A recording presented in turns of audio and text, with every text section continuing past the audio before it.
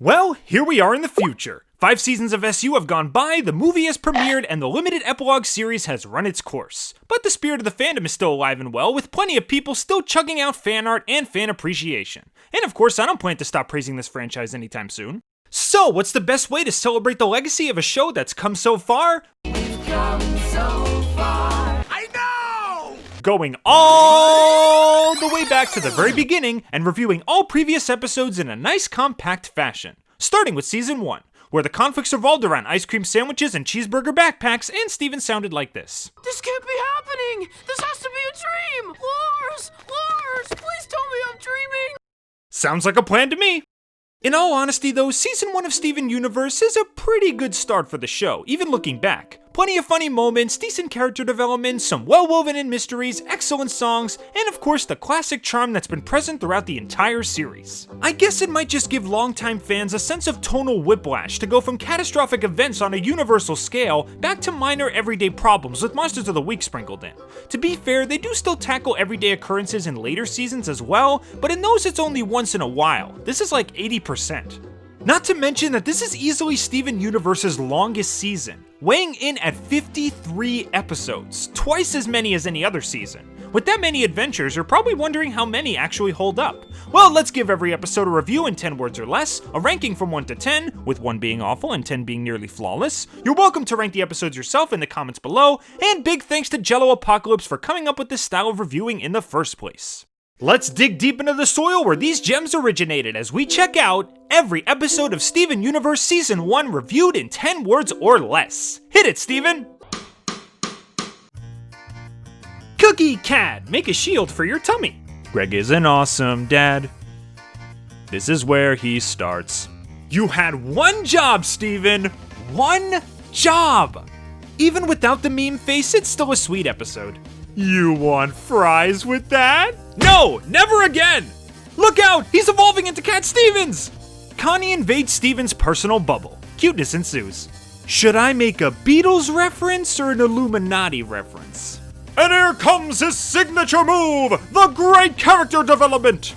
What happened to Desert Glass? I still want to know! Is Garnet using Future Vision to cheat? That's hilarious. Fusion 101, complete with catchy song. Equal parts hilarious and depressing, just like adulthood. So relatable, it physically hurts. Ow. I know your pain, Steven. I've opened loot boxes before. 2 weeks to reform? Girls take forever to get ready. Weapons, suits, giant penny, all you need is the Batmobile. Gem or alive, beach volleyball. Steven gets trapped in a Bethesda game. You call that a good episode? Great, so do I. The fires of love ignite, along with the whole town. A fairly decent episode, it's not a waste of time. A boy and his gem, wholesome and adorable. Mystery, intrigue, and surprisingly funny fart jokes. The moment this series reached new heights, Greg saves the day with the power of flex tape. Come on, Pearl, you just fixed that van last episode. Not a big fan of this one. Don't tell Garnet. Sadie, I love ya, but that was messed up. Most people hate Ronaldo. I honestly don't. Steven and Connie are adorable. Everything else is meh. Can't stop referencing stuff. Steven finds a home for Cindy and want him alone. Rose's voice is so nice to listen to. The emotions of both halves are presented here perfectly. Best Gem makes her debut, with balls that shoot glue. This'll make you happy you stayed with the show. There's no possible future where I don't like this episode. Amethyst was truly a hidden gem. A gem's causing this. A gem's causing this. Called it. I didn't know Greg was a fan of Wild Cherry. Kinda messed up, but the development makes up for it. Goop hug! Well, I think this one's pretty great. Aw, Steven's a hopeless romantic and I love it. Worst bodyguards ever. I don't care what people say, this is hilarious. I want a Greg and Rose spin-off so bad. I'm a robot. I am here to replace actual musicians. Greg, never refuse free glow sticks. That green aura makes the ending all the more menacing. Picking my favorite part of this is pretty much impossible. Whew, well, that took forever. But let's finish things off right with my top 3 and bottom 3 of this season. Which ones will make us believe in Steven, and which ones will leave us grieving for Steven? Let's find out. Number 3 worst, political power. Putting this on the worst list feels wrong. Cause in all honesty, this episode does have one of the most underrated moments in the whole show. That scene where Steven confronts the crystal gems and they admit that they're scared and uncertain of the near future is really powerful stuff. It shows that even Steven's strong caretakers who he thinks the world of can show weakness sometimes, and they hide these feelings to ensure that Steven doesn't panic. Throw in a pretty smart political parallel with Mayor Dewey, which helps Steven realize the motive behind the crystal gem secrecy, and you've got a solid emotional core. However, it's a major shame that such a good moral has to be attached to an incredibly boring episode. The setup seems ideal at first. Pearl accidentally knocks out Beach City's power, so Steven volunteers to help Mayor Dewey inform the residents about the situation. So they drive around town in the Mayor Mobile to talk to everyone. Perfect! A chance to get one last hurrah from the characters we've come to know and love before the season finale, with their unique quirks and personalities and fun dialogue. Except no, we don't really get that. They barely visit anyone, and the few people they do interact with have nothing interesting or memorable to say. It's about as boring as a regular political errand would be. Speaking of politics, Mayor Dewey, who we spend most of the episode with, barely gets any unique growth or development. Sure, he provides some decent insight on why governments do what they do sometimes, but his character just isn't interesting enough to carry the episode alongside Steven. Originally, Shirt Club was going to be in this spot, but I couldn't bring myself to do it since they did a good job fleshing out Buck and keeping things entertaining. But Dewey's character is pretty much the same at the end of this as he is at the beginning. Heck, he doesn't even defuse the situation at the end. It's completely on Steven's shoulders. I know you're meant to represent the useless politician, but at least do something interesting. I guess there is a reason that this episode is often overlooked, because aside from the excellent moral, the rest of it is really forgettable. And personally, I prefer episodes that are good stories first with a neatly woven in message, rather than episodes where the message is the only thing worth talking about. Not a terrible episode by any means, it just could have been so much more. Number 3 best, Ocean Gem. Before this point, Steven Universe was a fun show with a wacky premise, enjoyable characters, and some sweet tender emotions. A good show that viewers of any age could watch and get enjoyment out of. But Ocean Gem is the first episode to truly set the standard for SU storytelling. Everything was elevated in this episode. The animation went from decent to stunning. The fight scene against Lapis's crystal gem clones is beautifully choreographed, making complete use of the fact that the opponents are made of water and keeping things fast-paced and fun. Not to mention that Steven and Lapis on top of the water pillar staring up into space might be the most beautiful image of the whole season. The drama and stakes are turned up immensely, both long-term and short-term. I mean, the conflict of the episode is all of Earth's ocean being taken away, leaving miles and miles of dry desert in its wake. If Lapis wasn't stopped, she'd keep building up her water pillar in vain, depriving Earth of all its water and marine life. The fallout from that would be ridiculous. Oh, and did I mention that Greg breaks his leg trying to save his kid, and Connie is almost drowned by Lapis? How's that for tension? Every ounce of Steven's growth up to this point is put on display here. He's way more confident, he's way more take charge, he has much better control of his powers, and he now knows that not every conflict can be settled with words, and when push comes to shove, you gotta stand up and defend those you love, as shown by the way he summons his shield in a much more firm and triumphant manner. But at the same time, we're still shown that his kind heart has not taken a single hit, as he goes up to speak with Lapis at the first opportunity, not even the least bit scared or fazed by how powerful and dangerous she is. He knows she's not evil, he saw her beach summer fun bud side back in Mirror Gem, and he's willing to do anything to appeal to that side once again. The season was only half over at this point, and Steven's already gained some amazing life skills, as well as gaining a few pounds after eating all those cookie cats. And of course, who could forget the big lore reveal that changed everything, where Steven learns the truth about gems. Gems are not the clear-cut good guys of this story. Not all gems can be friends. Not all gems can get along. Some gems have different views on things. Some have devolved into monsters that are broken beyond repair. And there's some we know absolutely nothing about. This moment changed the moral grounds of the show from simple black and white to multiple shades of gray. No more Saturday morning cartoon monster bashing. There's something bigger going on here. Something that would be fed to us piece by piece as the series continued. And we couldn't be more hyped. Many say that this is still one of Steven Universe's best episodes, even to this day. and having watched it again, that statement definitely holds water. Number 2 worst, keep Beach City weird. Is everybody ready for an unpopular opinion?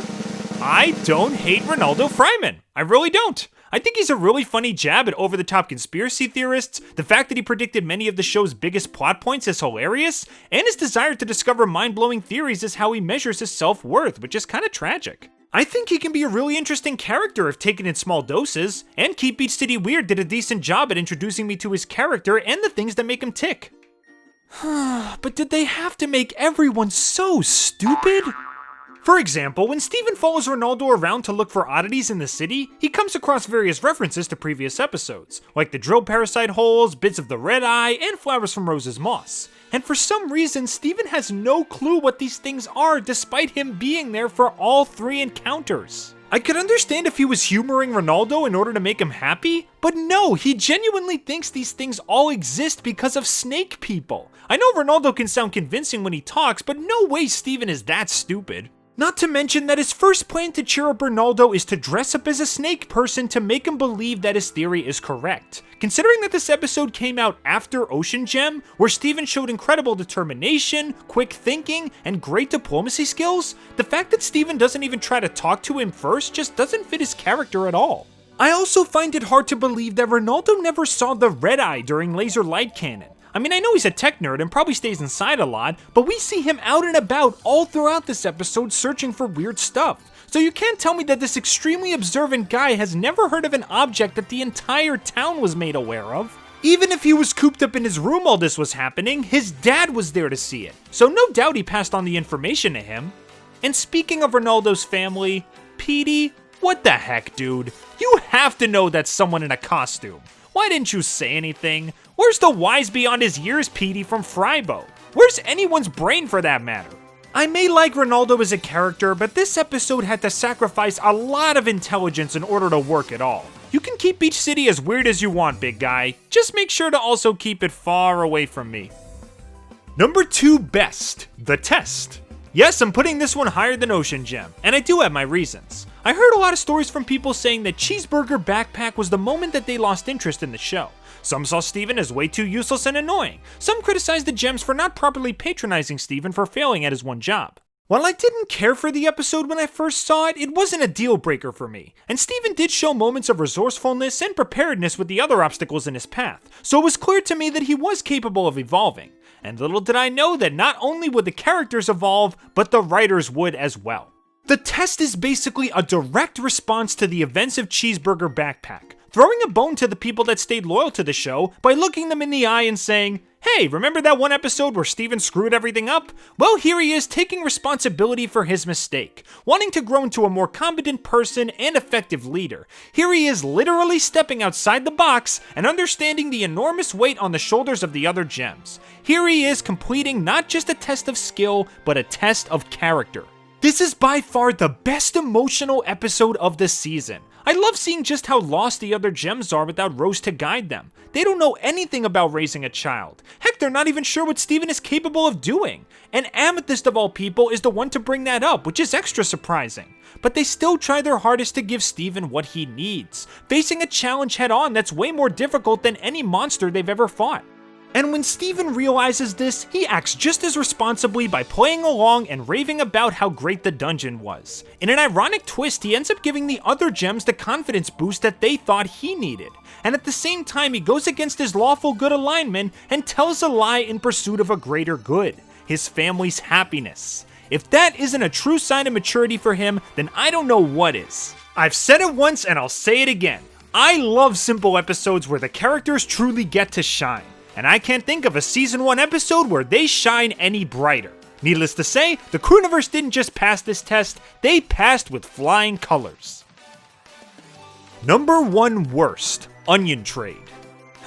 Look, on a surface level, I do understand what this episode is trying to do. The value that Steven sees in Ranger Guy has nothing to do with its rarity or its discolored hat or anything like that. It has to do with the fond memories he has of receiving the guy as a gift from his dad. When Steven sees that Onion rarely gets to see his father, he realizes how lucky he is to have a dad that's there for him 24/7. So he gives the guy to Onion in order to make him happy, showing off his generosity and his acceptance of the fact that the guy is just a piece of plastic, while the relationship he has with his dad is priceless. But all of this falls apart because of one major problem: Onion. I'll say it right now, Onion is not a character that belongs in a sympathetic role. He's an over-the-top silent joke character who works best when he's used in background gags, like randomly showing up wielding a baseball bat, or winning a motorized scooter from a ticket counter. In those instances, he's really funny. But when you try to place him in a story as a supposedly sympathetic antagonist, it's really difficult to swallow because the justification for his actions is so weak. We find out early in the episode that Onion's dad Yellowtail is a very busy fisherman who barely has time to spend with his son. Alright, that's unfortunate and it's a shame that they can't hang out more, but at the same time that doesn't give him a free pass to act like such a psychopath. He does donuts on ketchup packets with his scooter and lets it explode into a fiery inferno. He clones enough Dave guys to cover most of the town. He clones a car and hurls it at people with the intent to harm them. And when all is said and done, does he get reprimanded? Does he get punished? Does he get a scolding of any kind? Maybe from Steven or even his dad who shows up and sees all this? Nope, Steven just gives him the Ranger Guy and he prances away happily. I'm sorry, but you can't do that. You can't have a character this insane and destructive get away scot-free. He's not an ignorant child who didn't know any better. He clearly understands what he's doing, and he's not justified in his actions just because he's lonely. And the worst part is that they still expect you to feel sorry for him after this. While it is sad that Onion's father has very little time for him, it's hard for me to feel any kind of sympathy when he does such horrible things without any remorse or regret afterwards. If anything, I feel more sorry for Steven, getting cheated out of his action figure and getting hurt by Onion's magic mayhem. Again, I do understand the attempt at a moral behind this episode, and with a different character it could have worked fine, but Onion was not the ingredient needed for this recipe. In the end, Steven got cheated out of a decent guy just like we got cheated out of a decent episode. And my number one favorite episode of Steven Universe Season 1, and probably everyone's favorite episode of Steven Universe Season 1, is Jailbreak. New reveals, new developments, payoffs for well-built-up mysteries, hanging plot threads for future exploration, an awesome song, an awesome fight, an awesome setting. Everything molds together to create one of the most iconic Steven Universe episodes ever made. And much like the grand majority, I can't get enough of it. Homeworld has invaded, Garnet is poofed, Steven is knocked unconscious and thrown in a cell. And when he wakes up, he's all by himself. It's 100% up to him to fix the situation piece by piece, gem by gem, and he does it. He conquers this challenge head-on without any of his friends to aid him, which is something new for the series at this point. He proves that he's not just an effective part of a team, but a strong, capable crystal gem all on his own, and I love that.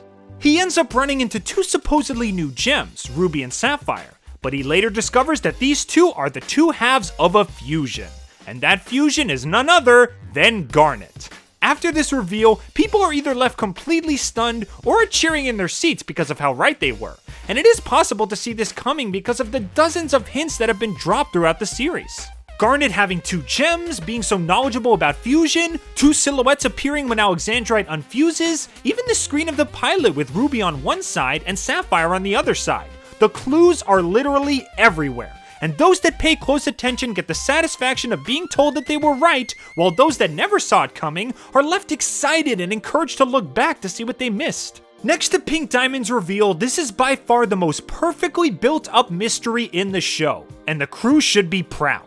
Of course, you have the song Stronger Than You, which I really don't need to say anything about. It's only the most recognizable thing in Steven Universe history, the song that people point to as the reason they checked out the show in the first place. An absolute earworm, with the perfect combination of epic, beautiful, and hilarious, as Garnet punches the tar out of Jasper while singing a happy little song, which no doubt made her even more angry during the fight scene. And the lyrics, especially in the chorus, are pretty much unforgettable, and the perfect sum up of Ruby and Sapphire's relationship. This song is as renowned as it is for two handfuls of good reasons. I could go on for a while about this one and the small details that are present here. Peridot's clear unhappiness with the hand she was dealt in life, which sets up her character arc later on. Lapis just accepting the ship crashing instead of panicking or being scared, which hints at her hatred of herself. The bits of Ruby and Sapphire's personalities, which we see more of in later episodes. There's more than enough material here to warrant multiple rewatches. But to keep from droning on, I'm just gonna say this. Jailbreak is living proof that when Steven Universe goes for peak quality, it does everything to delight old fans, bring in new fans, reward dedicated fans, and even impress skeptical fans. People call this the best episode of the entire show, but for now, I'm just gonna call it the best episode of Season 1. Well, that's all I've got for you today. Feel free to tell me your favorite episodes of Season 1, and subscribe for more Steven Universe and cartoon content coming soon. Thanks for tuning in, everybody, and I hope to see you all real soon.